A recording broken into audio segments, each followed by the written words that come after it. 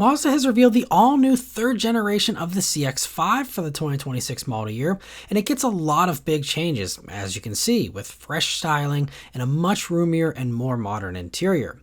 It's 4.5 inches longer on a 3-inch longer wheelbase, along with getting over half an inch wider. In addition to improving the CX-5's proportions on the outside there, the size changes greatly improve the CX-5's usability, and the first one buyers will notice is the larger door openings for easier ingress and egress, especially for adults in car seats. Once inside, passengers in the rear get best-in-class legroom along with improved knee and headroom. There's also an available panoramic sunroof now that they can enjoy. The cargo area also is improved, becoming almost 2 inches longer and 1 inch higher, while also having a half-inch lower lift-in height to have easier access to that cargo area as well.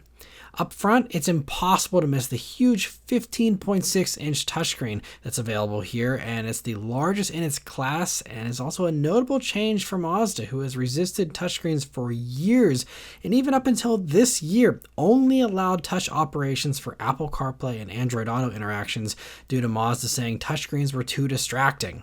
I guess they've changed their mind.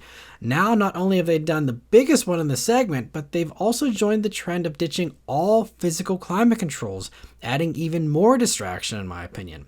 That step further was completely unnecessary, and having the nice climate controls from the CX-70 or the CX-90 would have been a much better choice in my opinion. Mazda hasn't said what size screen the lower models will get, but obviously, it's going to be at least a little bit smaller, which might be a nice improvement actually. This new screen also does run Google built-in, meaning things like Google Assistant and Google Maps will all run natively, as will any of the Google Play Store apps you download to the car. But there's no mention of Apple CarPlay or Android Auto. I really hope that they didn't get rid of smartphone integration. That is something that a few other car companies are trying to, either walk away from or not offer.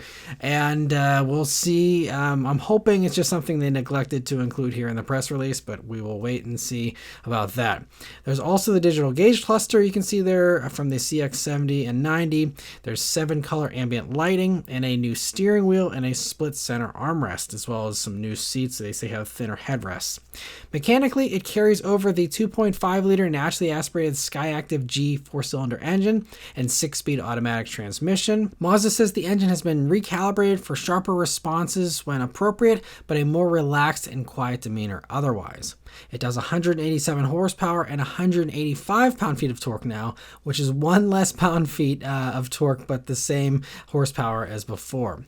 It continues to come standard with all-wheel drive too, so you don't have to worry about there being a all-wheel drive option, but it would be nice to see front-wheel drive offered to bring down the price point for those who don't need that all-wheel drive, but at least for now it's all-wheel drive only. There's no mention of a return of the turbo version, strangely, but they do say that an electrified powertrain is coming, a new hybrid that will debut in the CX-5 in 2027, and also be using the new Skyactiv Z engine that they claim will have great improvements in efficiency. They say this hybrid will offer a higher level of performance and an engaging drive, so I suppose this is supposed to be filling the space left by removing the turbo option. We'll have to see. Again, maybe turbo is still coming at a later date. They just haven't really said anything, and they are talking about, again, 2027 powertrain, so I'm guessing there will be no turbo here for these. We'll see.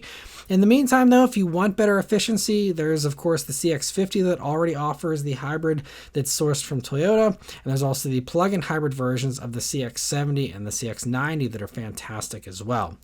Mazda also remains committed to top-notch safety, saying that the new CX-5 will continue to be one of the safest vehicles in its segment, and that drivers can also anticipate a robust suite of standard and available driver assistance technologies, including the introduction of several new advanced driver assistance system features crafted to further enhance protection and driver confidence.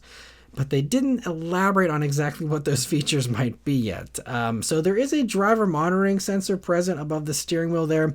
So I'm guessing a driver distraction detection system might be one of those new additions, and probably, also some of the other stuff we've seen from CX-70 and 90, but maybe even a little bit beyond that. We'll have to wait and see. We also have no info as far as release date or pricing for these yet either, but it is a 2026 model year vehicle, so I'm assuming it'll be out by January or so. so, but again, we'll have to wait and see. And also right now there's tariff negotiations here in July of 2025.